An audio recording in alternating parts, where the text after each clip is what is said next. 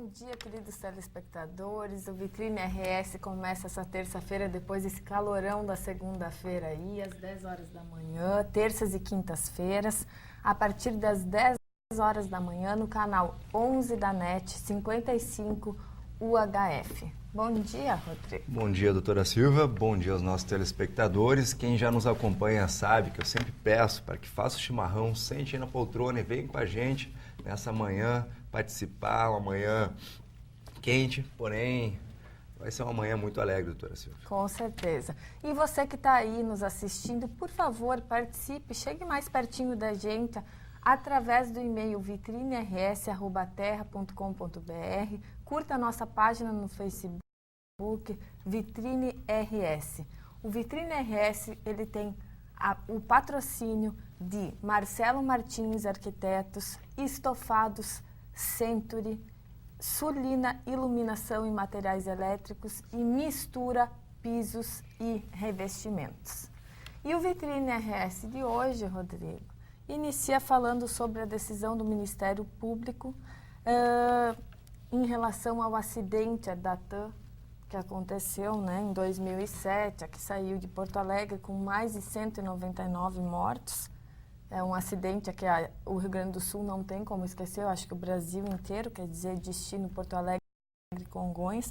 E o Ministério Público pediu a prisão no máximo de 24 anos dos acusados, sendo uma das acusadas a ex-diretora da ANAC, a advogada Denise Abreu, e Marco Aurélio dos Santos de Miranda. O Ministério Público pediu isso porque ele decreta que eles assumiram o risco de expor o perigo às aeronaves que operavam em Congonhas. O advogado da ex-diretora da ANAC, ele já está fazendo a defesa dela dizendo que ela está sendo vista como um bode expiatório, porque ela não tem conhecimento técnico para isso, ela é advogada.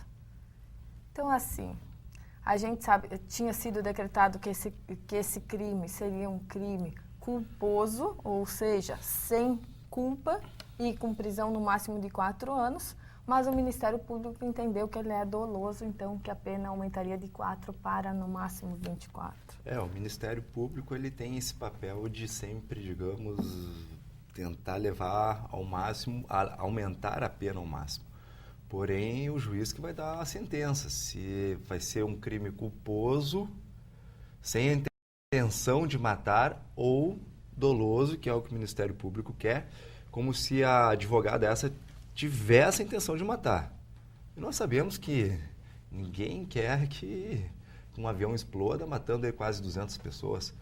E só fazendo um link interessante, que ainda não acharam o avião os destroços, da Malaysian Airlines.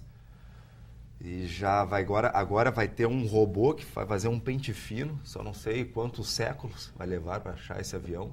E a caixa preta, ela tem uma bateria que aciona um alarme para que por radar se possa achar essa caixa preta, mas parece que talvez essa bateria já tenha terminado. Então ainda tem essa questão desse voo que ainda não foi encontrado, esse mistério ainda está no ar. Só para complementar essa questão, já que estamos falando de acidentes aéreos, né, doutora Silvia? Pois é, tanto se fala que, na verdade, as aeronaves são muito mais seguras do que os carros, né, porque o número de mortos, na verdade... Esses dias eu estava conversando com uma pessoa e ela fez um questionamento que me fez parar para pensar, quer dizer, todo mundo gosta de dizer, avião tem... as aeronaves têm menos de 1% de risco. Mas, na verdade, será que o cálculo está sendo feito, a estatística está sendo feita da forma correta? Quer dizer, a gente teria que submeter o mesmo número de pessoas, o mesmo número de veículos, o mesmo número de aeronaves às situações, né? Então, infelizmente, a gente sabe que esse voo da TAM é um voo que mexe aí com muitas e muitas famílias aí do Rio Grande do Sul, com muita dor, principalmente quando as pessoas não conseguem encerrar, né, às vezes não encontra corpo, quer dizer, a notícia como foi dada. A gente sempre lamenta e espera que seja feita justiça da melhor forma possível, né? Sim. Mas, falando do Grenal 401, nós recebemos aqui um e-mail da Aline Marins dizendo para nós, hein, Rodrigo? Se mordam de inveja do nosso lindo Beira-Rio gremista secadores. O recadinho é para ti, hein? Não é para mim. Pra ti não. Ah, tá, obrigado. Tá bom, para ti não, só para mim. É, tá, e tem aí a decisão, quer dizer, onde é que será que vai ser esse Grenal? Será que vai ser? Tá que nem o América, tá que nem o voo, não se sabe onde é que tá. Não se sabe aí. Onde é que vai ser? Pois é. E outra questão é a questão das greves, né? Pois é, nós temos aí greve da CE, greve dos servidores da PUC, greve, me ajuda aí, doutora, greve do Conceição, do hospital. Que mais? Muitas. São muitas greves. Tivemos dos professores, só não tivemos dos guaris aqui, né? Os catadores de lixo, que se vocês fizerem, eu tenho certeza, a exemplo do Rio de Janeiro, vocês terão aumento. E rapidinho. Diferente das outras greves. Sabe que hoje de manhã, interessante, é que eu estava me arrumando para vir para a TV e estava vendo um pouquinho de TV, escutando, na verdade, porque não estava visualizando. E escutei uma repórter falando sobre a questão do que é ser cidadão. Fez pensar, quer dizer, ela estava questionando que as pessoas cobram tanto dos políticos, mas o que a pessoa faz para melhorar? E aí ela estava falando sobre a questão do autocontrole, do autogerenciamento. E, como sempre, eu acabo trazendo coisas da área da saúde aqui, mas é porque eu tenho vivência na área da saúde. São coisas que fazem a gente a pensar por que essas greves estão acontecendo, o porquê que as pessoas estão tão insatisfeitas, o porquê que as pessoas que usufruem dos serviços reclamam tanto, o porquê que essas pessoas que estão lá dentro, como servidores, reclamam. E, Rodrigo, a gente já falou aqui no Vitrine RS sobre a questão, por exemplo, das mães que cuidam dos seus filhos, que estão em um hospital, por exemplo, hospital de clínicas, num setor que tem extremo controle, quer dizer, que toda a equipe multidisciplinar dá comida para a mãe e tal, e essa comida, muitas vezes a mãe tem nojo da comida do hospital, muitas vezes a mãe joga fora a comida do hospital. Então, assim, também existe um contraponto disso, quer dizer, onde é que está indo esse dinheiro? Quer dizer, a mãe está desperdiçando essa comida com tanta gente passando fome e está com um filho no hospital. E aí eu tenho um exemplo, por exemplo, da Noruega, que é um país que teve durante muitos anos uma péssima saúde bucal, doenças gengivais em alto grau, índices de cárie altíssimos, e que fizeram um controle, o governo fez o controle, suprindo as necessidades da população, porém ela faz o seguinte: se aquela família, algum membro daquela família que foi tratada tiver recidiva de doença, ou seja, se ela voltar a ter a doença, ela perde total benefício. Hoje eles têm odontologia gratuita, mas perde o benefício. Ou seja, se eu estou na tua casa, eu sou tua filha, tu não vai querer perder o benefício. Então, tu vai me controlar, porque eu sou tua filha. Sim. E eu vou querer, de uma forma ou de outra, controlar meu irmão, porque eu também não quero perder o benefício. Então, assim, existe uma questão cultural e educacional que a gente não pode deixar de falar aqui. Quer dizer, tudo volta para a questão educacional. E o Vitrine RS vai trazer sempre educação, porque é o que se acredita. Pois é, e só vaziando então, já que estamos falando de educação, a gente não pode falar do piso salarial dos professores, que não está sendo cumprido aqui no Rio Grande do Sul. E que está dando o horizonte político das eleições que estão se aproximando neste ano de 2014. Tivemos agora no domingo, o Ibope lançou as pesquisas, na qual a Ana Amélia, pela primeira vez, dispara na frente do Tarso Genro, com 38%. Ali atrás vem o Tarso com 31%. Talvez seja por causa disso, doutora Silvia. E você, nosso telespectador, faça essa reflexão. Tanto a gente fala em educação, e a educação foi feita, teve uma lei para que o piso salarial viesse a motivar, a incentivar os professores. E essa lei que foi criada pelo atual governador Tarso Genro, ele, o mesmo que o criou, o mesmo que o incentivou, não a cumpriu. E está refletindo nesse momento nas eleições ou reeleições, na reeleição do próprio em 2014. Então, a educação aqui no Rio Grande do Sul, ela tem peso. E a educação está brotando. Ou seja, se você plantou educação, você colhe. Se você não plantou, você não colhe, e você não colhe, não colherá talvez uma reeleição. Então, só queria fazer esse gancho, que aqui no Rio Grande do Sul a educação, sim, ela tem peso, e o Rio Grande do Sul está ligado, está esperto nessa questão. Que bom. O nosso bloco de agora encerra com o apoio de Marcelo Martins Arquitetos. Você que está aí na sua casa pensando em fazer uma reforma, na casa da praia, aproveita agora que não é época de temporada, os preços acabam diminuindo, na serra. Liga para lá, é 3237-6698. 3237-6698. Nós vamos para um breve intervalo e voltamos já já.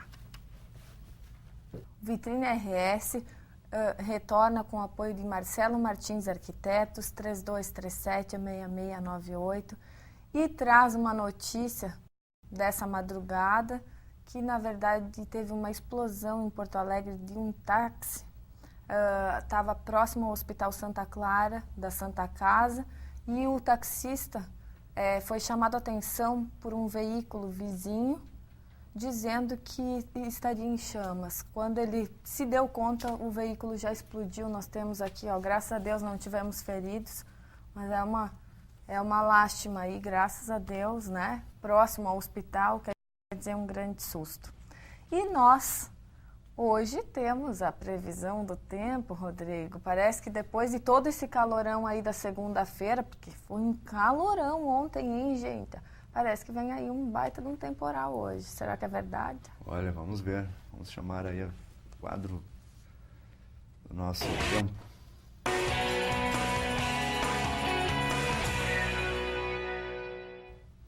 Então, nessa terça-feira, temos aí a nossa previsão do tempo. Só que não veio ainda a previsão do tempo, está segurando. Daqui a pouco ela vem. Enquanto ela não vem, vamos... Chegou! Bom, Vitrine RS é isso, é ao vivo, é a cores, é com acertos, é com erros. Aproveita e dá uma risada dos erros que a gente faz aqui, que acontece, mas o importante é que a gente está fazendo um ótimo programa. Nessa terça-feira, máximas de 33, mínimas de 22. Na quarta, com chuva à noite, e até já temos na nossa fronteira um certo ciclone, pequeno ciclone, porém ele vai enxugar. Ele vai tirar a umidade do Rio Grande do Sul na sequência, então a chuva é hoje. Mas parece que tem previsão de ventos de 100 km por hora hoje no estado, hein? Sim. Cuidado. Nessa quarta, máximas de 32, mínimas de 23, encoberto com chuva. Na quinta, máximas de 27, mínimas de 19, tempo encoberto também. Vamos às previsões econômicas, então.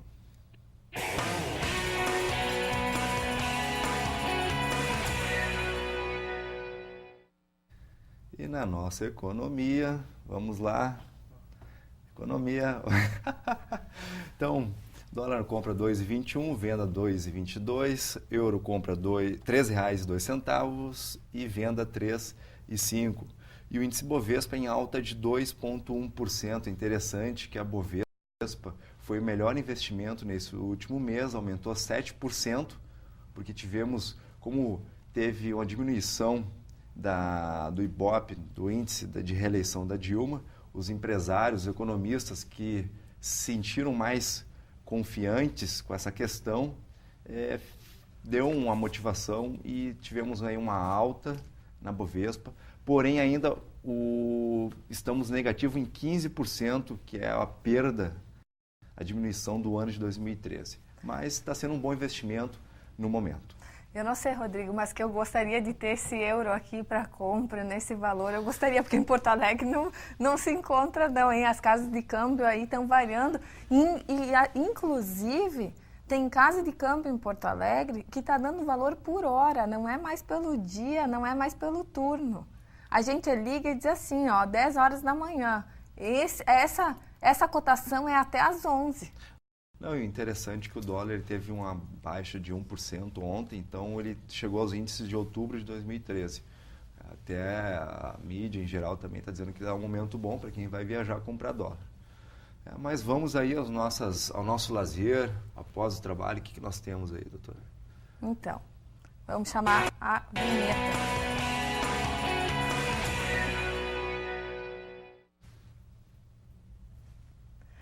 Então, nós temos aí a Páscoa em Canela, que vai de 4 de abril a 20 de abril. Na nossa querida Canela, que nós recebemos já vários e-mails e deixamos já um abraço aqui do Vitrine RS para todo o pessoal de Canela, essa cidade aconchegante. Quer dizer, você que está aí pensando em comer uma tortinha de maçã, tomar um chocolate quente, a coisa já está começando a ficar boa, hein? E também temos a Páscoa Solidária, hein? Nesse final de semana, que a gente trouxe o pessoal aqui, hein? Lá no Parcão, no sábado, hein? Não vamos esquecer. Também temos o Teatro Aberto, Íntimas Confissões, Contos de Machado de Assis, sessões às 10 horas e às 15 horas, Sala Álvaro Moreira, na Érico Veríssimo 307, com entrada franca.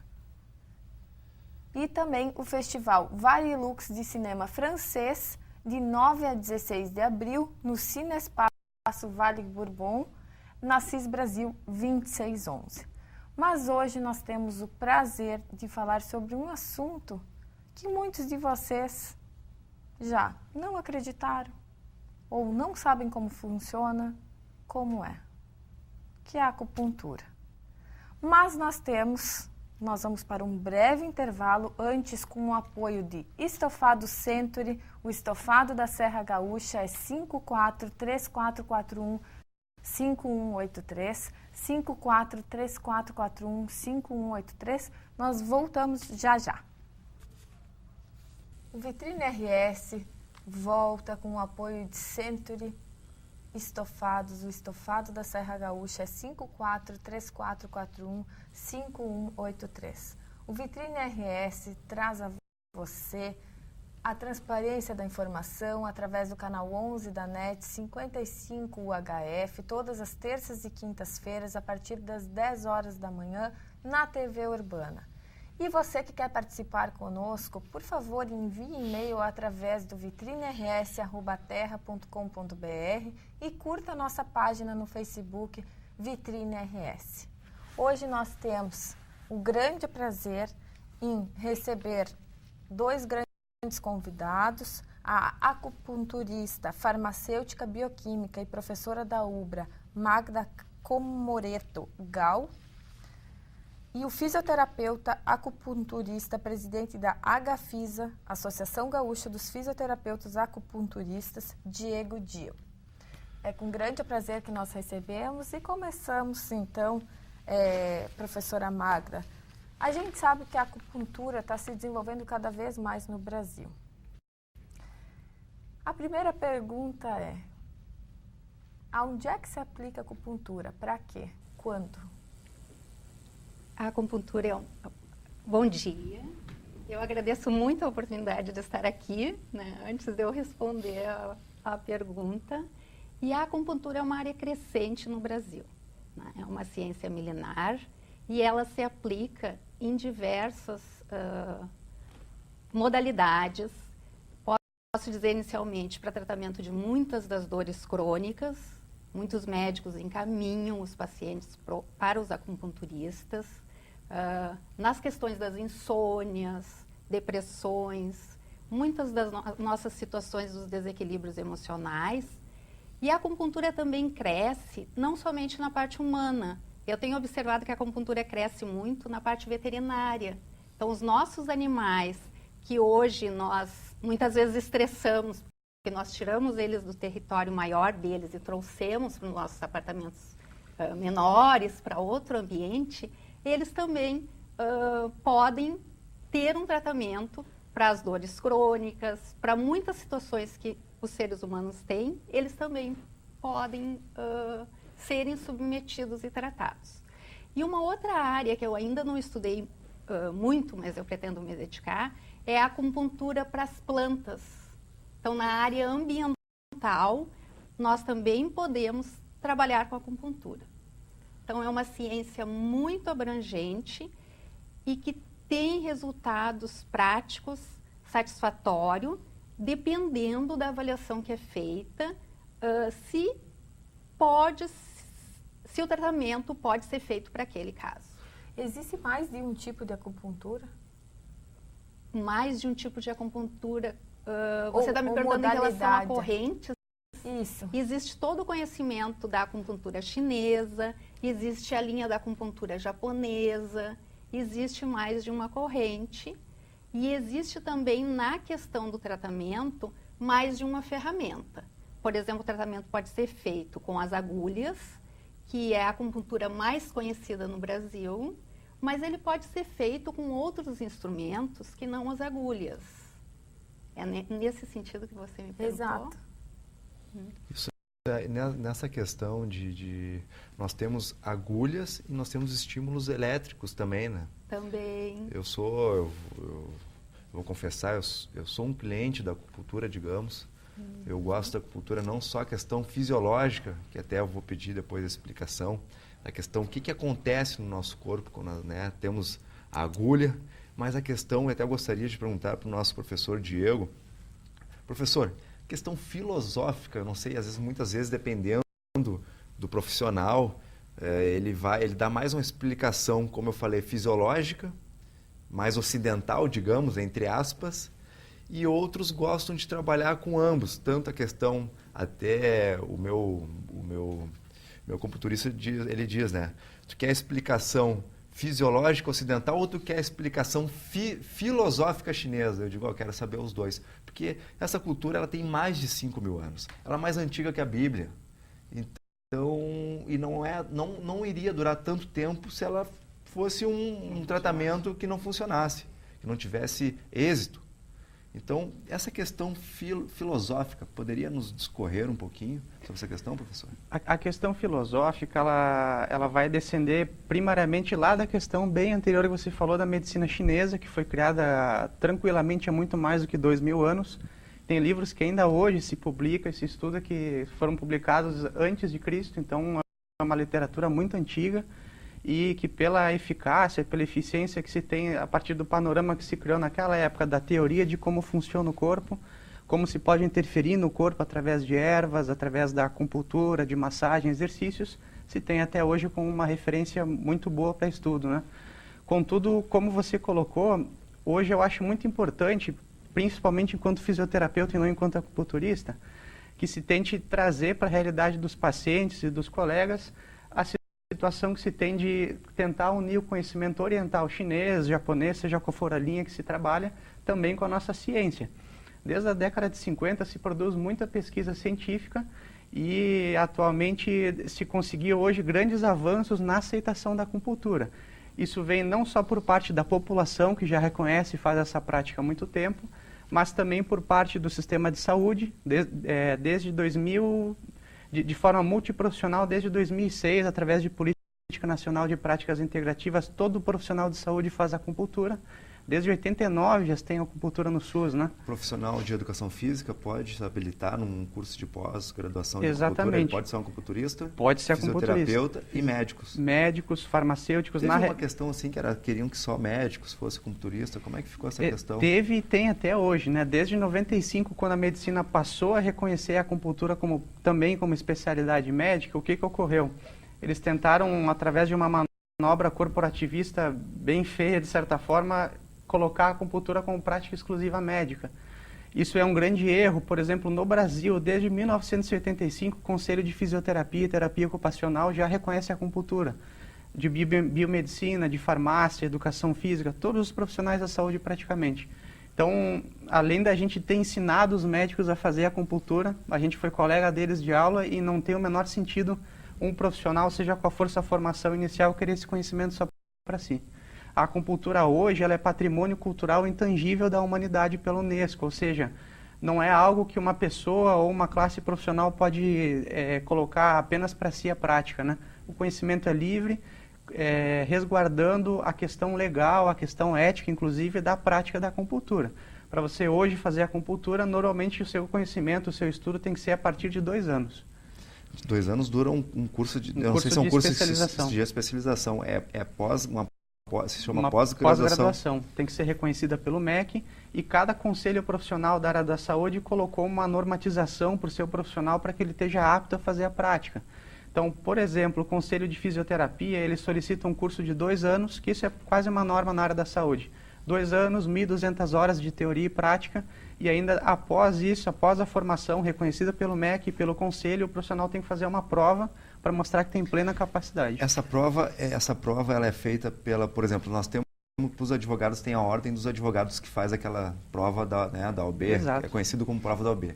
Como é que essa prova que o futuro profissional dessa área da acupuntura é a entidade, por exemplo, é a sua entidade, a Agafisa, que faz essa prova? O COFIT, o Conselho Federal. O Conselho Federal. A Agafisa é uma associação que promove os profissionais e o Conselho fiscaliza os profissionais.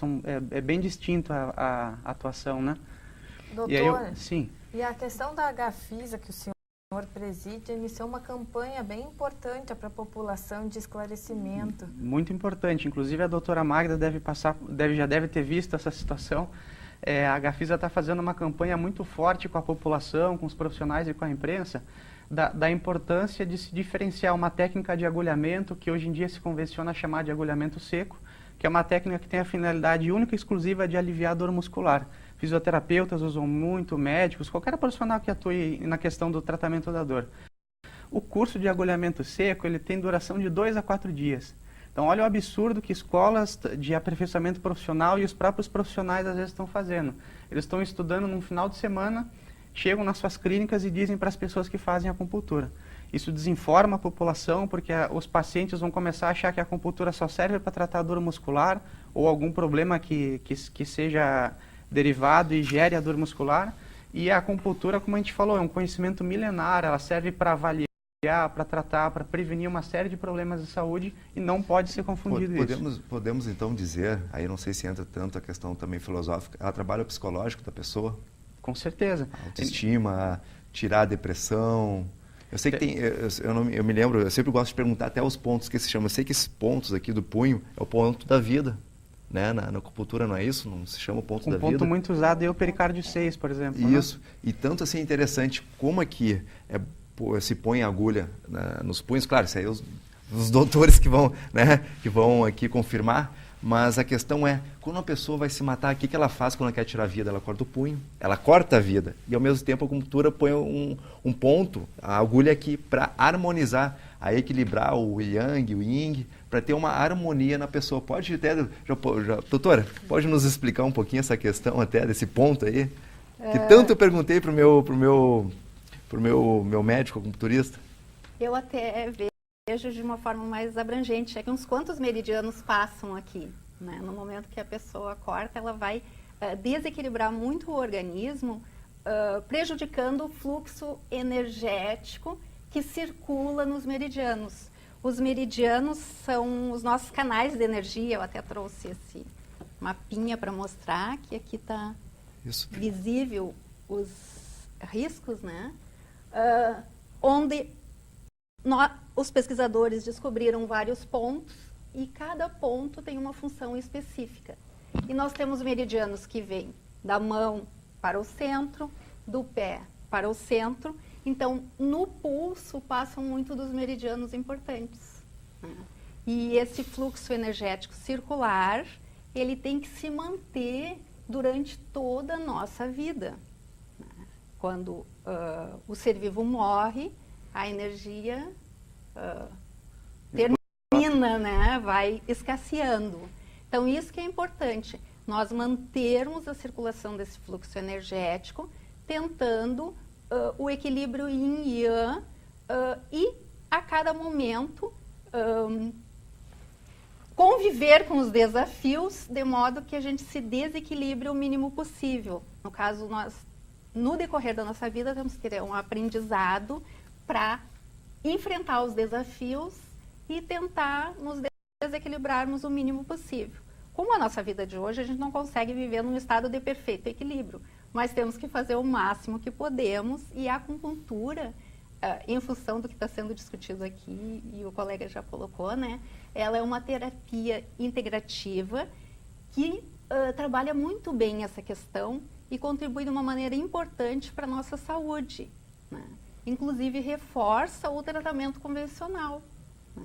Então, as pessoas que estão buscando a acupuntura e a equipe multidisciplinar trata essa pessoa, a acupuntura contribui de uma forma importante como essa terapia complementar. Então, dá para se dizer que a acupuntura, ela é um tratamento complementar ou ela pode ser um tratamento, por exemplo, único, exclusivo? Ela pode ser um tratamento único, né? Na medicina tradicional, ela muitas vezes é um tratamento único. Porém, com a nossa situação de saúde no Brasil, ela agrega bem como uma terapia complementar. Né? A pessoa não vai deixar o tratamento que ela faz, convencional, para fazer a acupuntura. Ela vai complementar. E a questão, por exemplo, a gente fala em agulha, né? O professor falou sobre agulhamento seco. Então, assim, quando a gente fala em agulha, eu sou dentista e eu convivo com isso o dia inteiro, as pessoas se retraem. Agulha? Mas vai ter agulha no tratamento? Não, doutora, mas assim, ó, não tem como fazer sem anestesia? Quer dizer, tem gente que inclusive foge da sala de espera só de pensar na possibilidade de ter agulha. Estou falando isso porque o nosso câmera aqui fugiu. Então, é importante que não só como ele, mas, quer dizer, muitas pessoas a gente sabe que tem trauma, que tem medo, porque isso às vezes é passado de geração para geração. Quer dizer, quando a mãe falou que vai doer, ela já sugestionou aquela criança a sentir dor, porque a criança não sabia que poderia sentir dor, mas a mãe sugeriu isso. Então, como lidar com isso? Aquela pessoa que tem medo de agulha, a acupuntura dói? Normalmente os traumas vêm da infância mesmo. É que a gente acaba utilizando isso na educação e não deveria. Então, existem formas de tratar, ao menos inicialmente, sem agulha. Eu até trouxe aqui uma canetinha que eu posso fazer a chamada cromopuntura, né? Então, eu tem um cristal na ponta, coloco um filtrinho colorido e trato com a cor o determinado ponto. Coloco a canetinha no ponto e meço, né, no relógio o tempo de que eu vou deixar tratando aquele ponto. Então, é um tratamento que está disponível para os acupunturistas e a gente pode usar como uma opção alternativa, ao menos inicial, para aquele paciente que relata que tem medo de agulha, se ele não se dispõe a iniciar pela agulha, né? Que às vezes alguns dizem que tem medo e mesmo assim eles querem iniciar pela agulha. O que dói às vezes é só a inserção da agulha. Depois, durante o período que a agulha fica colocada, não pode haver dor, né? Senão o profissional revisa, né, a colocação da agulha. Certo. Nós temos a questão, doutor Diego, como é que funciona aquelas sementinhas na orelha conhecido? Tem essa questão também, que não trabalha com agulha, tem muitas pessoas que têm o medo da agulha e trabalham com a tal da sementinha na orelha. Como é que é essa questão? O procedimento da sementinha, como a gente chama, ele é um procedimento conhecido como auriculoterapia. E a auriculoterapia é a terapia de microsistema, ou seja, uma área do corpo que representa todas as funções e membros do nosso corpo. Você consegue tratar e até mesmo avaliar o corpo inteiro, suas funções a partir da orelha. Outros microsistemas conhecidos são o crânio, a língua, os pés, as mãos, são vários, né? Então, o estímulo da orelha, o que se faz? Seja com agulha, com cristais, com sementinhas, como você falou, você consegue estimular a inervação da orelha e isso gera todo um reflexo no sistema nervoso que gera uma resposta no nosso corpo. Do ponto de vista de medicina chinesa, de medicina oriental, que é a questão tradicional da acupuntura, se sabe que todos os meridianos relacionados aos nossos órgãos, eles passam pela orelha direto ou indiretamente, e isso justificaria então a eficácia da terapia auricular no tratamento. No meu tratamento fazia essa terapia auricular. Interessante que quando eu achava um ponto que estava em desarmonia, digamos, ou que teria que ter uma harmonização, tinha mal a sementinha, né? Tu botava um aperto, mas assim, ó, mínimo, mais mínimo, gerava uma dor forte, né? Gera, às vezes, bastante desconforto. Um desconforto muito forte. E é interessante, né? Tu precisa só, durante o dia, fazer uns estímulos e tal, ficar mexendo, mas é bastante eficaz. E é uma técnica muito boa porque ela ajuda na questão do autotratamento. A pessoa sai com as sementes, com estímulo auricular e consegue durante o dia se autotratar, né? Falando essa questão de autotratamento, eu perguntava, tá, doutor, o que é esse ponto aqui? Rodrigo, isso é teu fígado. Aí ele, tu tá te estressando muito no trabalho. Na época eu estava construção, campanha política e faculdade. Então, pouca coisa. Eu não tinha tempo para fazer exercício nenhum. E o fígado é o ponto que te impulsiona a fazer as coisas, né? Algo assim, nesse sentido. Ele tem várias funções, né? Mas uma delas é essa. Então esse ponto estava sempre precisando um óleozinho, um aperto no parafuso. Então direto, mas aqui que é interessante, que quando eu estimulava ele, eu me lembrava, o fígado, eu tenho que tomar bastante água, eu tenho que tentar não me estressar, eu tenho que tentar me acalmar. Então faz com que tenha um feedback, né, de como tu te comportar, de ações tuas para melhorar aquele órgão. Então isso que é interessante, tu consegue ter essa visão mais holística, essa visão maior do teu próprio corpo. Exato. Com certeza. O conhecimento de medicina chinesa, ele coloca sempre na teoria de 5 elementos da nossa natureza que estão relacionados com os órgãos, cuidados que a gente pode ter no dia a dia, de coisas que se pode fazer para beneficiar o órgão e coisas que a gente faz ou se expõe que prejudicam a função do órgão. Então, por exemplo, do fígado, quase todo mundo hoje em dia tem algum tipo de problema na função do fígado. Estresse atua diretamente negativando a sua função, né? Tem situações de clima que prejudicam o fígado, situações alimentares, então são N situações que você consegue controlar na tua rotina. Doutor, e esses tratamentos com acupuntura são tratamentos longos? Eles longos a gente pode dizer para o telespectador de duas formas. Durante o atendimento, a consulta tem por volta de 30 minutos a 1 hora. Mas em termos de eficácia, quantas sessões, quantas consultas o paciente precisa fazer, o que vai determinar isso diretamente são duas coisas. O estado que a pessoa chega e a queixa dela. Se você chega com uma queixa simples de dor muscular, em um atendimento você já está bem normalmente, né? Agora, se você está querendo fazer um tratamento preventivo, ou se você está com algum problema já de disfunção de estômago, de função hepática, seja o que for, normalmente isso vai primeiro demandar do profissional que te avalie muito bem, veja a real causa desse problema e também que o paciente faça o seu dever de casa. Então, é exatamente essa questão que a gente colocou.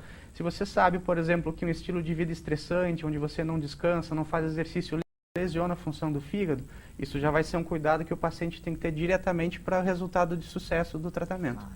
Às vezes, então, o tratamento pode ser muito longo. Tem pessoas que eu atendo há 5 anos, 8 anos já. Quais são as doenças crônicas em que as pessoas mais procuram acupuntura? A queixa mais comum, sem sombra de dúvida, a Magda deve passar pela mesma situação, é a queixa de dor, né? Foi através dessa questão da eficácia muito grande da acupuntura no tratamento da dor aguda ou crônica que ela se disseminou, se popularizou aqui no Brasil. Mas a aplicação é diversa. A gente tem que considerar sempre o seguinte, assim como a medicina chinesa ela consegue encarar o nosso corpo de diversas formas, a gente tem que considerar também que a nossa saúde ela pode ser que nem umas fatias de pizza. Algumas coisas a acupuntura vai ser a fatia principal e algumas coisas ela vai apenas complementar, como a gente estava falando antes. Ou seja, num tratamento de câncer, seria surreal no Brasil uma pessoa tentar tratar o câncer em si com a acupuntura. Mas é muito interessante se utilizar a acupuntura de forma complementar, modulando a dor que o paciente vai sofrer, a questão dos enjoos, dos vômitos que ocorrem com frequência na quimioterapia, a dor de radioterapia, seja qual for o procedimento. Então, você consegue dar qualidade de vida, às vezes, para a pessoa num caso crônico, ou ser uma ferramenta principal, dependendo da queixa, né? Certo. E, doutor, assim, ó, na época também, gosto de expor sempre o meu exemplo de coisas práticas. Eu tinha, às vezes, 2 sessões por semana, conforme o meu estresse, o meu desgaste. Normal é 2 vezes por semana, é 1 vez por semana o tratamento? Como é que funciona? 1 vez por mês? Como é que é, geralmente? Isso retorna essa questão que a gente comentou. O estado da pessoa, a queixa, o quanto isso está incomodando ela, determina diretamente a frequência do tratamento. O que é muito importante se colocar é que a gente tem as 2 visões da acupuntura. Do ponto de vista de medicina tradicional chinesa, você pode, às vezes, fazer um tratamento 1 vez a cada 2, 3 meses, a cada troca de estações, para se prevenir dos problemas que as estações podem trazer para a tua saúde. Do ponto de vista de acupuntura científica, já se sugere que se faça 2 vezes por semana mesmo, porque o efeito que a acupuntura promove no corpo, ele vai estar sempre reestimulado. E que era interessante, como era tão bom, eu saía de lá relaxado, saía fortificado, eu queria fazer mais vezes, e o doutor, não. E o meu acupunturista, não, 2 tá bom. 2 vezes é uma frequência ótima. Tá mais do que bom. Na China, se chega ao ponto de fazer acupuntura 3 vezes por dia.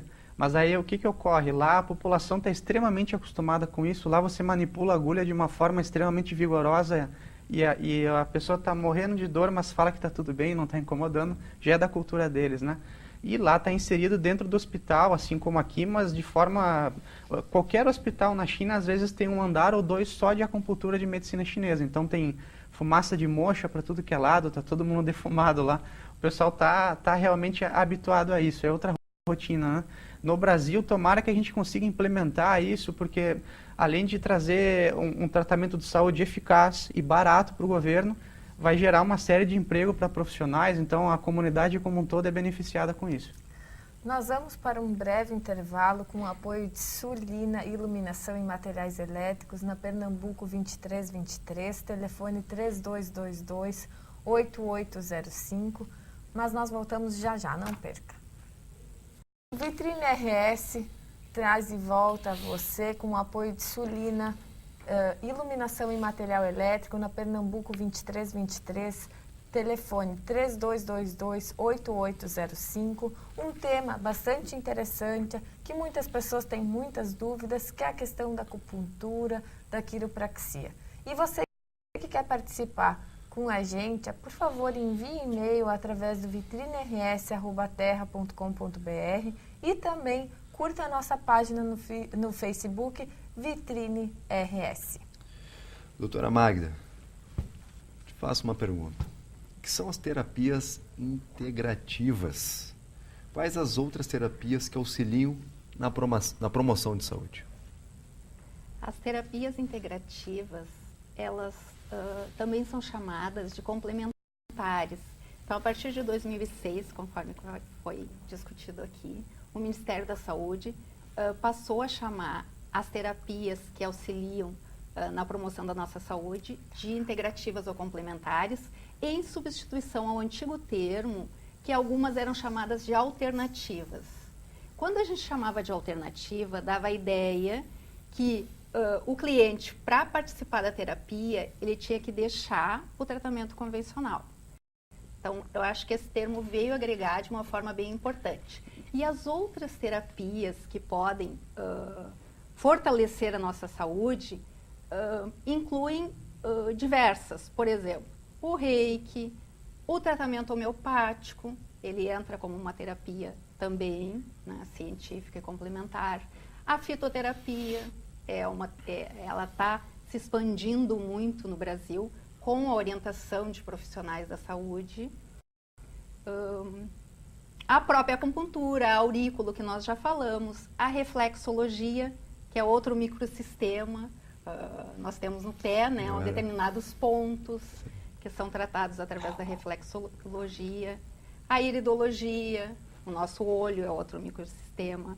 Porém, a aurículo, que é a terapia auricular, foi o primeiro dos microsistemas a serem reconhecidos pela Organização Mundial da Saúde em função de todos os estudos científicos que foram feitos. Sobre essa questão, por exemplo, assim, agora vamos na hora que dói no cidadão. Como é que é, assim, se eu chego hoje no teu consultório, ou também no teu consultório, doutor Diego, e quero fazer o tratamento. Eu tenho um plano de saúde, por exemplo, lá eu tenho plano da Unimed, E então eu fazia acupuntura com esse plano. Quais são os planos que tem hoje que sustentam a acupuntura principalmente? Tem alguns planos de saúde que cadastram profissionais acupunturistas. Por exemplo, a Unimed, só que a Unimed, eu tenho a impressão que ela cadastra só um médico apenas acupunturista. Médico. Apenas médico. O FUVEX, é uma cooperativa médica, né? A cooperativa médica, por isso. A cooperativa médica. Eu já escutei alguns comentários que eles pretendem expandir para outros profissionais, né? Mas não é oficial. O IP. O IP. Importante, nossos telespectadores aí que têm o plano de saúde do IP, com certeza estão com essa dúvida, como diz os espanhóis. Eu não sei te responder agora se o IP está cadastrando. Permite te ajudar, Magda? Isso, me ajuda, porque essas questões dos planos, alguns eu sei e outros não. Não, e essa questão eu faço responder, vocês estão dia a dia ali cobrando, como é que funciona, de fato, como é que funciona? A ANS, ela estabeleceu que qualquer plano de saúde obrigatoriamente tem que prestar o serviço de acupuntura. E se colocou através de resolução também, ou seja, uma normativa que qualquer profissional da saúde possa, enquanto especialista, se cadastrar e atender os pacientes. O que ocorre no Brasil, em decorrência de todo esse problema jurídico que se tem de, primeiro, não se ter regulamentado a acupuntura enquanto profissão, e, em segundo lugar, desse embate jurídico das profissões da saúde, de quem deve ou não deve fazer acupuntura, se começou dentro dos planos de saúde, de forma equivocada, a cadastrar só profissional X para fazer acupuntura. Isso é um grande erro, de certa forma é ilegal, mas os planos de saúde eles têm duas situações. Primeiro, normalmente o diretor do plano é um profissional médico. O médico vai ser corporativista. Eu tenho um monte de amigos médicos, não estou querendo falar mal de médico nenhum, mas nesse ponto de vista, dentro da acupuntura, o corporativismo é muito forte e o conselho, inclusive, às vezes penaliza o profissional se ele não faz essa recomendação que o conselho dá. Então, dentro do plano de saúde, infelizmente, às vezes se proíbe outro profissional de saúde de fazer acupuntura de forma injustificada. Então, hoje, poderíamos dizer que só temos médicos com plano de na saúde grande maioria, para atender na acupuntura? Infelizmente. Posso fazer ilegal, mas sim. Comentário? O FUVEX, que é o plano de saúde que atende quartel, em fevereiro, que atende o Exército, ele abriu a inscrição para profissionais da saúde acupunturista. Inclusive, eu avisei inúmeros colegas se quisessem se cadastrar. A Caixa Econômica também. Não precisa ser médico daí nessa questão. Não precisaria ser médico. Que bom, esse início, né? O profissionais da Exército. saúde acupunturista. A minha irmã, ela é nutricionista, ela é cadastrada ao plano, só que ela trabalha com algumas terapias complementares que ela agrega, se o cliente quer, dentro do tratamento nutricional, né? Porque acaba ficando mais abrangente o tratamento que só a nutrição. Né? E eu achei bem interessante. Parece que agora, em junho ou julho, eles têm previsão de abrir novamente. Porque eles tinham alguns fisioterapeutas acupunturistas que se descredenciaram. E, em função disso, eles ampliaram a possibilidade do cadastro dos profissionais da saúde acupunturistas. Interessante que, né, o Exército é fazendo frente a essa questão até, digamos, política, não deixa de ser uma questão política, né? O Exército, por exemplo, alguns anos atrás foi pioneiro na questão, inclusive, primeiro de se permitir a prática multiprofissional, e, em segundo lugar, de começar a ensinar a sargentos, enquanto ensino técnico, práticas de acupuntura, de auriculoterapia, né? Então, e o profissional do Exército, embora errado, ele normalmente não dá muita atenção ao que o conselho determina, né? Então, ele tem mais liberdade de fazer essas normativas de quem deve ou não deve praticar acupuntura ou qualquer outra prática de saúde dentro do Exército. A questão, por exemplo, que o gaúcho, ele é extremamente conservador em várias, eu digo assim, em várias filosofias de vida dele. Como é que ele vê a acupuntura? Como é que vocês, como profissionais, veem o gaúcho recebendo isso? Em primeiro lugar, é fundamental em consultório você nunca proibir o churrasco, né? E o chimarrão. E o chimarrão, nem se fala. Até me dá, deixa eu te servir mais água. Tô de microfone. Não, e olha, vocês reclamam geralmente que eu não passo, né? Aqui a cuia, pronto, já começou com o doutor tomando chimarrão hoje. Eu não sei porque eu não recebi, tá? Depois vocês mandam um e-mail, enviam um e-mail perguntando porque eu não estou tomando chimarrão. Não é porque eu sou dentista, não. É porque o Rodrigo não passa chimarrão mesmo. Então eu estou respondendo aqui no ar vários e-mails. Mas hoje nem eu estou tomando, só servi para o doutor até agora. Vamos lá. Mas por favor. Mas a minha experiência, pelo menos, é de fato, o povo é mais conservador às vezes, mas se tem boa receptividade, né? O que eu mais vejo de queixa é quando vem algum profissional de fora, de alguma cidade vizinha ou de outro estado, e quando ele tenta começar a sua prática aqui. Às vezes há uma certa resistência, né? O que eu mais vi de resistência em prática profissional foi na época que eu estava trabalhando com acupuntura estética. Então eu sentia uma grande resistência dos homens, era baixíssima a procura dos homens para acupuntura estética. Como é que é a acupuntura estética? Porque assim, a musculação, quando uma pessoa vai para uma academia de musculação, ela pode procurar por indicação médica ou fisioterapeuta, para um reforço muscular, digamos, por questão de saúde. Ela pode ir por questão de estética, quero ficar mais sarado, a mulher quer ficar mais durinha, coisa e tal, ou pela questão do social. Como é que funciona na acupuntura essa questão estética? A acupuntura estética eu não tinha ainda... Eu pensei que a acupuntura até então seria só na questão da saúde. Sim, a acupuntura estética ela mantém o pilar de se querer regularizar, harmonizar o funcionamento do corpo do paciente, mas ela vai fazer algumas técnicas com enfoque na questão estética então, né? Você pode, por exemplo, trabalhar, melhorar a flacidez de pele, melhorar linhas de expressão. Se desse para melhorar cabelo branco, já seria um paciente certo. E careca. Carequinha também. Careca dentro dos princípios de medicina chinesa se conseguiria. A alopecia se conseguiria Como trabalhar. Isso aí eu não pedi. Isso aí eu não pedi pro doutor meu. Problema. Meu acupunturista vai ter que pedir isso aí. E aí, professora, como é que funciona essa questão? A gente vai ter que entrar nessa questão da calvície, doutor. É que funciona, eu não tenho experiência em tratar, né, essa situação, mas pelo que eu li nos estudos e discuti com os colegas, funciona no início, né, em aumentar o fluxo energético e evitar com que o folículo piloso deixe de produzir o cabelo naquele local. Então seria um tratamento preventivo. Preventivo. Dá para dizer assim também, num caso tentando ser curativo, numa queixa como essa, a gente sabe, por exemplo, uma pessoa que está sofrendo um estresse severo, ela pode até ficar careca da consequência desse estresse. Se você utilizar a acupuntura modulando isso, você consegue um resultado muito bom. Inclusive tem até documentado em livro, em pesquisa isso. Então, dentro de medicina chinesa se fala que o cabelo está relacionado à energia vital, ao rim, à questão do cabelo branco ou da perda do cabelo. Na nossa medicina se sabe que a função hormonal modula diretamente isso. Então a acupuntura também é um neuromodulador na questão hormonal. Ela melhora o sistema endócrino de forma geral. Doutor, eu faço uma pergunta. Se, por exemplo, eu venho de uma cirurgia forte, fiz uma cirurgia. E essa pergunta eu faria para o meu acupunturista. Que pontos o senhor vai trabalhar para fortalecer minha imunidade? Para a imunidade. Bem coisa, pauta bem técnica agora. Quais seriam os pontos? Independente de você vindo uma cirurgia ou não, a acupuntura sempre vai ser um estímulo normalizador.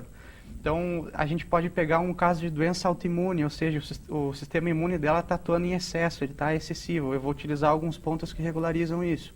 A pessoa está num caso de câncer de medula, o sistema imune fica lá embaixo, fica a mínima contagem de célula branca. A acupuntura, de novo, ela vai atuar normalizando, vai melhorar o teu sistema imune. Pontos que se utilizaria para isso, tem os pontos gerais, que são extremamente interessantes, não sei se a Magda vai concordar. Eu utilizaria, por exemplo, um ponto muito utilizado em pesquisa científica, o estômago 36. Em pesquisa científica, ele é um dos pontos mais utilizados, mais estudados, e tem sentido conforme a medicina tradicional chinesa, que ele seria um ponto que regularizaria, fortaleceria a tua função digestiva e a energia que você adquire do alimento. Então, o estômago 36, um ponto abaixo do umbigo, VC4, são muitos pontos, né? E a outra questão importante é como fazer esse estímulo.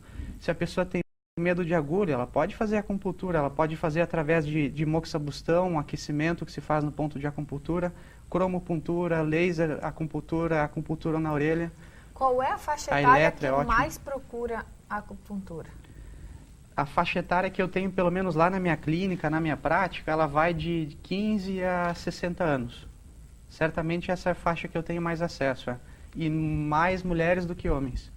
O homem, talvez essa questão do conservadorismo conservadorismo que se tem no Rio Grande do Sul, mas o homem, desculpa a palavra, é muito medroso com agulha, né? Isso é verdade. É bem comum isso, né? É verdade. Tanto é que se tem muita dificuldade de colocar acupuntura no futebol, no esporte não. Lutador de MMA, atleta em geral que está acostumado com dor, usa a acupuntura direto. Mas jogador de futebol tem um medo de agulha impressionante. E tem também a questão na acupuntura, que quando tu quer, digamos, acelerar o processo, tu usa, tipo, estímulos elétricos. Tu põe a agulha e põe, tipo, como se fosse um lance de bateria, né? Um jacarezinho que põe e fica estimulando. A Eletra é outra alternativa ótima para melhorar o sistema imune, como você falou. Ela é uma forma de maximizar o efeito da acupuntura e tem efeitos que só ocorrem com a eletroacupuntura. E também é uma ferramenta ótima na questão da fobia de agulhas. Você pode pegar um eletrodo de cardiologia ou de fisioterapia, coloca diretamente em cima do ponto e o efeito, eu não posso te afirmar em termos de medicina chinesa, mas em termos de acupuntura científica o efeito é o mesmo. Então você consegue trabalhar quando a pessoa tem essa restrição através de eletroacupuntura com eletrodo. Esse é o colégio francês, digamos? Isso vem muito da pesquisa científica que se começou nos Estados Unidos e na China também. Inclusive, é muito interessante isso, a acupuntura se tornou famosa no Ocidente lá pela década de 70, quando um jornalista foi para a China acompanhando o presidente dos Estados Unidos e teve acesso a uma cirurgia onde todo o procedimento de anestesia era feito com acupuntura, sem medicação nem nada. O pessoal literalmente se assustou com aquela situação e começou a levar essa informação para os Estados Unidos e se difundiu incrivelmente a partir da acupuntura. E como é que funciona assim para o pessoal que nunca viu, que nunca participou de nunca fez um tratamento, a questão das agulhas? Se usa uma vez só e se descarta, né? Isso é obrigatório. Obrigatório. É obrigatório. Então, a nossa vigilância de saúde, ela determina já há muitos anos que a agulha é sempre de uso único. Você pega a agulha, utiliza e já joga fora na hora. Na China, onde o material a agulha é muito mais grossa, é um material diferente lá, e até pela questão econômica, lá você tem 1 bilhão de pessoas, é outra situação em relação aqui, lá se esteriliza agulhas, mas é uma situação totalmente diferente, né? Então aqui no Brasil é proibitivo tentar fazer isso.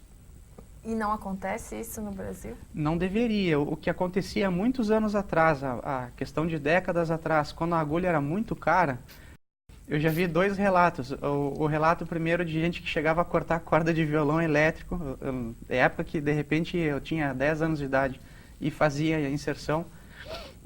E uma situação que era extremamente comum até poucos anos atrás, a pessoa pegar um tubo de ensaio de análise clínica e guardar agulhas ali dentro com o nome do paciente. Isso gera uma série de problemas de biossegurança e um problema maior ainda que seria eu atender o Rodrigo e colocar o sobrenome dele e confundir você com o mesmo sobrenome. Então, olha o risco que você acaba expondo o paciente através disso, né? Professora, a senhora que estuda microbiologia aí também pode falar um pouco sobre isso, né? O que a gente espera hoje é que as agulhas não sejam mais reutilizadas. Até porque essa questão da biossegurança, ela é obrigatória para todos os profissionais da área da saúde, em todo tipo de atendimento. Então, existe até um recolhimento dessas agulhas via uma empresa de recolhimento, a gente utiliza, dispersa no Descarpac, e uma empresa de recolhimento recolhe isso como material contaminado. Não é permitido a reutilização. Qual é a maior dificuldade que a senhora encontra hoje no seu trabalho de acupuntura? Qual é a dificuldade em relação ao paciente, por exemplo? É que nesse momento a minha atividade com a acupuntura ela é acadêmica, né? Então a minha dificuldade é contribuir na formação dos alunos com todo esse aspecto ético da seriedade profissional. E o professor sofre um grande desafio, que às vezes ele pega um profissional da saúde e ele vai ensinar acupuntura como deve ser o seu caso, né? O professor ele tem que literalmente pedir para o fisioterapeuta, para o médico, farmacêutico, esquecer um pouco tudo que ele aprendeu em 5, 7 anos de graduação acadêmica e colocar algo novo que às vezes entra diretamente em conflito com a prática anterior. Então é bem complicado para o professor isso e para quem está estudando, inclusive, né? Às vezes a pessoa precisa ver o resultado para poder acreditar em certas inclusive coisas. Porque enquanto todo estudante. novo, exatamente, é todo novo. ele gera isso, né?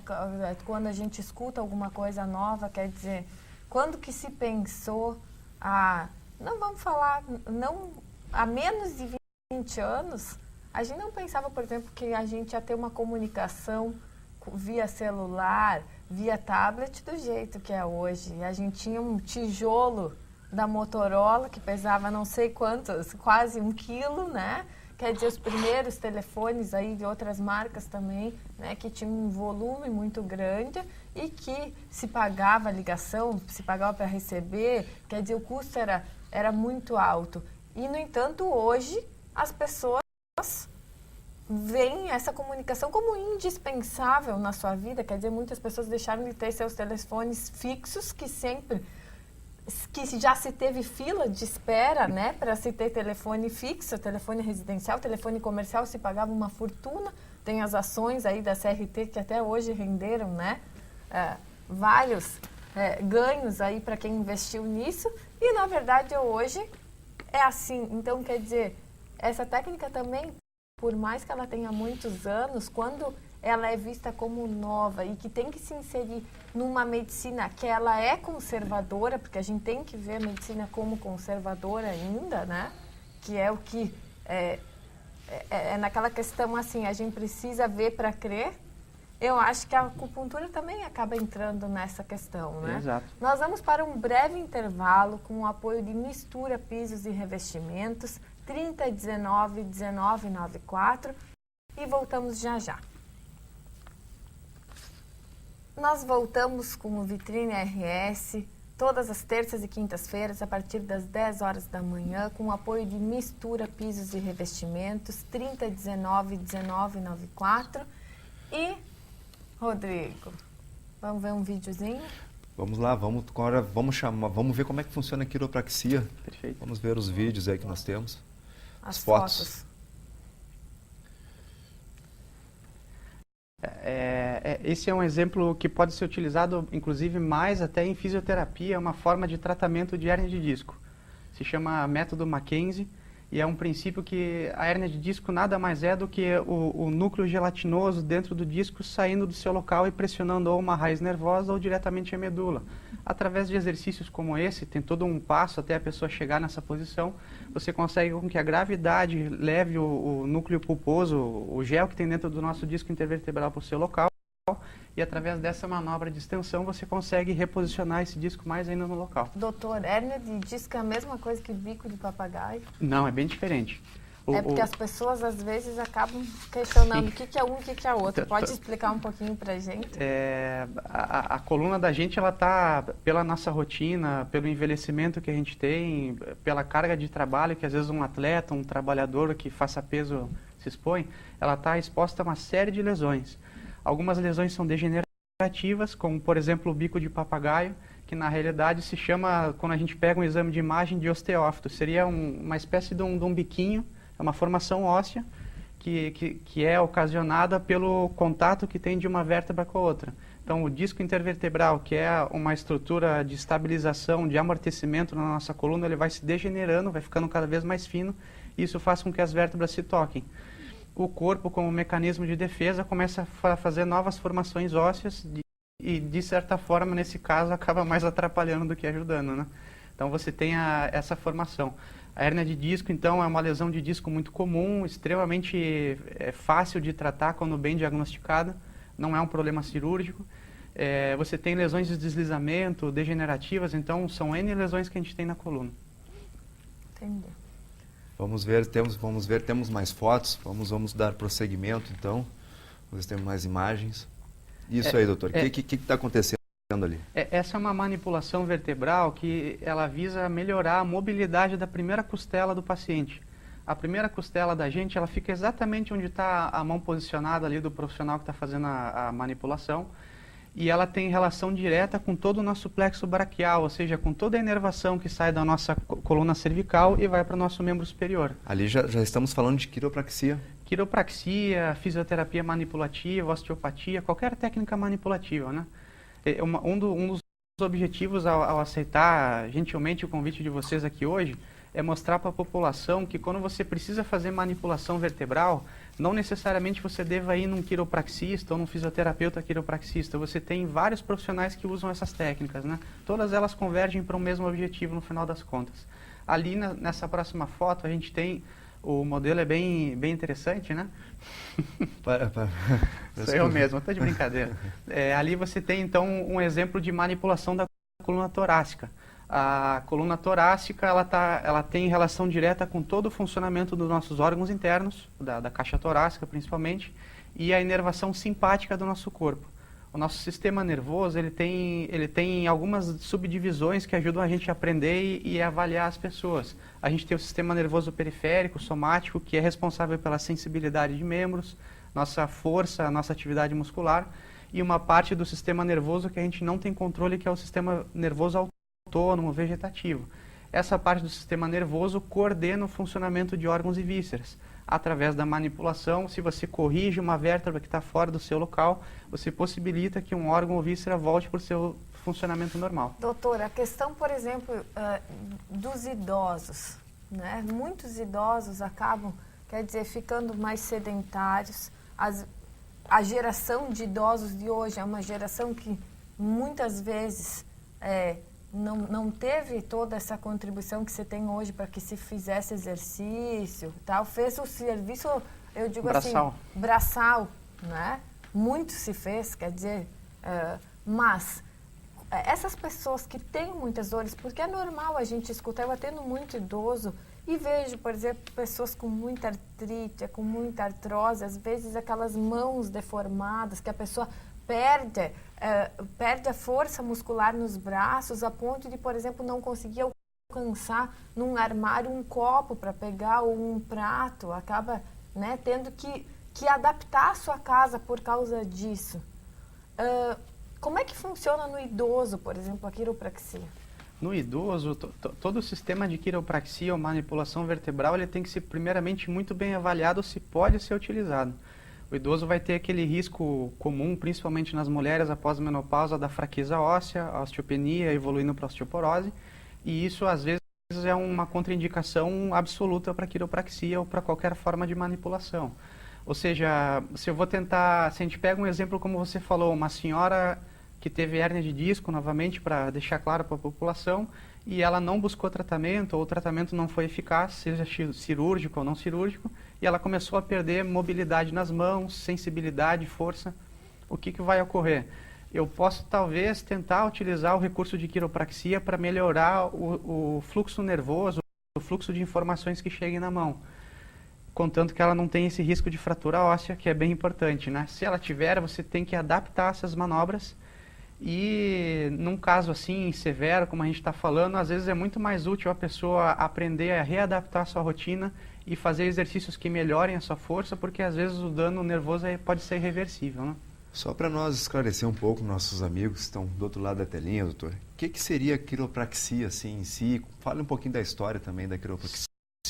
É uma técnica nova, é um meio de saúde novo, um meio de ganho de saúde novo, como é que é? A quiropraxia ela já foi criada há mais de 100 anos por um americano, e ele não criou a técnica, o conceito da quiropraxia do nada. Esse conceito ele foi evoluindo de todas, que também, assim como a medicina chinesa, é um conhecimento milenar da manipulação dos ossos, das nossas articulações. Então, ele a partir desse conhecimento que ele adquiriu na vida acadêmica dele, na vida de terapeuta, ele começou a criar um conceito específico dele, que se convencionou chamar de quiropraxia, e que buscava avaliar a pessoa e propor formas de tratamento ou prevenção pela manipulação das articulações. Então, a quiropraxia, voltando àquele assunto que a gente falou antes, do nosso sistema nervoso, se a gente considerar que o sistema nervoso ele é responsável tanto pela nossa atividade muscular, pela nossa sensibilidade, funcionamento de órgãos e suas correlações com o sistema imune, você, através do correto posicionamento das vértebras e das articulações do corpo, você possibilita que a raiz nervosa leve essas informações de forma livre, possibilitando então um funcionamento correto de todas essas funções que a gente falou. A manipulação articular seria aqueles estralos, como exatamente. O pessoal é uma das culturalmente formas sabe, dava o estralinho, aí mexe a coluna para cá e pleft, mexe a coluna para pleft. Exatamente. Então, uma das formas é você gerar essa cavitação que a gente chama, o estalido que a gente ouve. Outra forma é você fazer mobilização na articulação, não necessariamente manipulando, que é o caso às vezes de um idoso que não pode fazer manipulação. Você pode fazer trações articulares, você tem alguns recursos que você faz pressões em locais específicos. E para a pessoa ser um quiropraxista, né, um profissional da quiropraxia, também ela é aberta à educação física, à fisioterapia, à área médica? Quem é que pode ser um quiropraxista? A quiropraxia... No Brasil. No Brasil, né? Para situar bem as pessoas, a quiropraxia no mundo todo, ela normalmente é uma profissão. No Brasil, ela é ainda uma ocupação, ou seja, ela não tem uma lei que determina quem pode ou não pode fazer quiropraxia, a exemplo da acupuntura. Então, o que ocorre? No Brasil, o Conselho Federal de Fisioterapia foi um dos conselhos que reconheceu a quiropraxia como especialidade, que seria o meu caso. Eu fiz uma pós-graduação, estou especializado em quiropraxia. No Brasil, também atuam com quiropraxia as pessoas que fizeram curso superior de quiropraxia, tem 2 faculdades apenas no Brasil, tem menos de 1.000 profissionais formados hoje, e tem os quiropráticos, por exemplo, profissionais japoneses ou chineses que fazem manipulação específica da área deles. Tá, então eu não preciso ser formado em nada e eu vou direto para a faculdade de quiropraxia, seria isso? Você pode fazer. A grande questão é, assim como a acupuntura nem mesmo tem curso superior justamente por causa disso. Essas práticas, elas estão num limbo legal. Assim como tem um projeto de lei tentando criar a profissão da quiropraxia, que é um projeto de lei horrível, que vai estragar com a saúde de todo mundo se for aprovado da forma que está, porque ele vai interferir na prática da fisioterapia e da medicina. Ele está realmente muito mal escrito. Mas se criasse uma profissão de quiropraxia sem prejudicar o trabalho dos outros profissionais de saúde, seria ótimo, sem sombra de dúvida. Então, o profissional hoje que faz o curso superior de quiropraxia, que já é reconhecido pelo MEC, mas é apenas uma ocupação, não uma profissão ainda, ele vai estar num limbo legal de, por exemplo, se ele for na prefeitura se registrar e pegar o alvará, ele vai ter que pegar um alvará de massagista, de pessoa com formação técnica. Então, é uma situação bem delicada para a população e para o profissional em si. Principalmente, eu acho, para a população, né, doutora? Porque, na verdade, quando a gente está falando em coluna vertebral, a gente está falando, quer dizer, no eixo do ser humano, eixo do corpo. Né?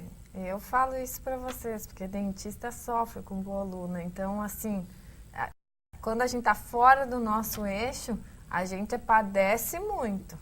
E se a gente colocar isso numa manipulação por uma pessoa que não teve formação, e isso em todas as áreas, né? A gente fala não só nessa área, mas tantas outras áreas que, infelizmente, a gente ainda tem muito trabalho ilegal no Brasil. E mesmo não tendo um conselho que fiscalize e que regulamente isso, é importante a população saber que ela não pode ir em qualquer lugar. Uma pessoa que não tem conhecimento de anatomia, de fisiologia, quer dizer, no mínimo a pessoa tem que ter estudado o corpo humano para poder saber manipular isso. É bem delicado, né? Isso. É muito delicado, porque pode causar um dano maior do que o que a pessoa chegou. Muito maior. Você gera uma lesão, às vezes, irreversível se for mal feita a técnica, né? Por isso que tem que ter todo um cuidado. O profissional de saúde, inclusive, acho que isso é muito interessante para o espectador ter ciência disso. O profissional de saúde no Brasil, ele é um profissional independente, ou seja, ele é um profissional que recebe o paciente de forma primária sem necessidade de ir num médico anteriormente. O dentista faz isso, fisioterapeuta, vários profissionais fazem. O que ocorre? Assim como se tem esse direito legal e se tem o respaldo técnico-científico para isso, o profissional tem que levar para si também a responsabilidade de saber avaliar quando que ele deve proceder ao tratamento ou não. Ou seja, pode vir uma pessoa para mim com queixa de dor nas costas. A dor nas costas, na maioria dos casos, 99% dos casos, é um problema específico articular, muscular que a gente resolve. Em alguns casos, a gente vai ter que avaliar o que se chama bandeiras vermelhas, ou seja, a pessoa precisa ter uma avaliação clínica muito importante, que às vezes demora meia hora, quase uma hora, para você ter certeza que não é um órgão interno que está sofrendo um prejuízo severo que está gerando essa disfunção. Então, às vezes, você faz um procedimento se você não avalia uma pessoa e faz o procedimento, você está levando ela a um grande risco. Por isso que é fundamental, quando a pessoa vai num primeiro atendimento, ela realmente fazer uma consulta. Uma avaliação que seja demorada, muito bem pormenorizada e, às vezes, inclusive, deixar o tratamento, embora ela esteja procurando um alívio do sofrimento dela naquele momento, o tratamento, às vezes, fica em segundo plano, porque o fundamental no tratamento é achar a causa. Se você acha a causa errada, às vezes você pode de forma errada, com acupuntura, com manipulação que for, inibir, mascarar um sintoma e às vezes ser um problema sério que a pessoa deveria estar na realidade indo para uma emergência, né? Eu já passei por isso. É isso aí. Felizmente não errei. Graças a Deus. Professora Magda, existe contraindicação, alguma coisa que impeça de se fazer acupuntura a algum paciente, algum caso específico? Uma das situações, por exemplo, é a gestação, né? Tem alguns profissionais que não atendem as gestantes. Então, para atender a gestante, o profissional tem que ser bem criterioso, né? E tá, digamos assim, bem habilitado a trabalhar nessa área. Não sei se eu responderia como por que isso, contraindicação. doutora? Quais seriam os prejuízos, por exemplo, em relação à gestante? Porque a gestante, o fluxo energético também está contribuindo para a formação do feto, né? Então tem que avaliar de uma forma bem criteriosa, pode interferir principalmente no início da gestação. Por exemplo, tem alguns pontos que são relacionados ao aborto, né? Tem alguns pontos que são abortivos. E outra questão que eu posso colocar é a questão das crianças muito pequenas, né? Alguns profissionais preferem tratar com a auriculoterapia, justamente para não oferecer para essa criança de uma idade pequena o agulhamento. A criança responde muito fácil ao estímulo, né? Isso. Às vezes só o estímulo de pressão que você faça num bebê já alivia uma cólica, uma dor, algum problema assim. Então não tem realmente necessidade de usar agulha num bebê, né? Seria até inviável. Essa pergunta que era interessante, a gente não chegou, a gente quase chegou nela, mas não chegamos. Por exemplo, na Ordem dos Advogados tem uma legislação que diz o mínimo que tu deve cobrar por alguma determinada ação que tu vai fazer para algum cliente. Eu não digo o máximo é livre, o teto é infinito, né? O céu é infinito. Porém, qual é o mínimo que se cobra num tratamento de quiropraxia e qual é o valor mínimo que se cobra numa sessão de acupuntura?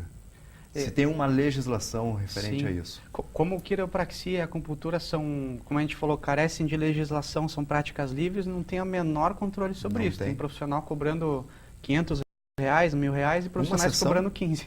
Uma sessão? Uma sessão. Então, o que ocorre? Na fisioterapia, por exemplo, o Conselho Federal de Fisioterapia e Terapia Ocupacional, ele criou o que se chama Referencial Nacional de Honorários Fisioterapêuticos e Terapêuticos Ocupacionais. O que se coloca a partir disso? Uma referência para a pessoa.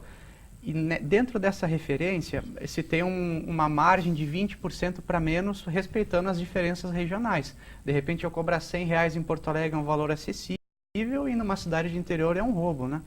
Ou, de repente, o aluguel da minha clínica custa 10 mil por mês, porque eu tenho uma casa mega luxuosa, eu vou cobrar um valor maior também. Mas a questão do tabelamento do preço, e literalmente esse é que é o termo, porque ele gera problema, é proibido. Tem que ser apenas um referencial. A minha preocupação é quem está do outro lado de casa e que quer fazer uma ideia, uma ideia de que custa uma acupuntura, que custa, né, uma sessão. Não tem um base, assim, um valor que... Não quer dizer algo subjetivo, a minha clínica... Mas em base, assim, na média, tem algum valor? Só o pessoal ficar mais ou menos... Uma média que eu tenho contato aqui em Porto Alegre, pelo menos, eu vejo pessoas cobrando R$50 e pessoas cobrando R$200, R$250. A sessão? A sessão, a consulta, é isso aí. Bom, nós estamos quase encerrando esse quadro do Vitrine RS. Tivemos o prazer de receber essas duas referências no Vitrine RS hoje, falando sobre quiropraxia e acupuntura. O fisioterapeuta, acupunturista e presidente da HFIS, Associação Gaúcha dos Fisioterapeutas Acupunturistas, Diego Dia, muito obrigada pela presença. Agradeço o convite. E a professora da UBRA, acupunturista, farmacêutica e bioquímica, professora Magda Comoreto Gal, muito obrigada pela sua presença. Eu que agradeço. E nós chamamos agora o nosso quadro Mensagem Vitrine RS.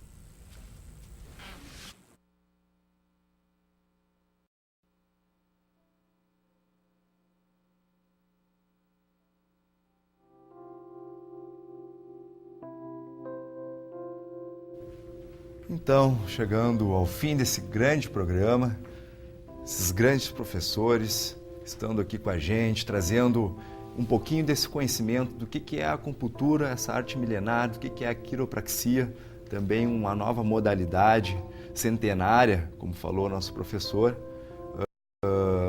que está agora aqui no Brasil.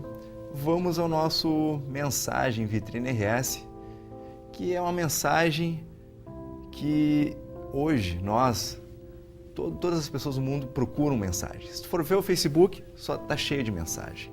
Livros de autoajuda estão sempre também como os mais vendidos. E o Vitrine RS quer passar uma mensagem pequena que seja. E hoje a mensagem é muito simples. Simplesmente é essa.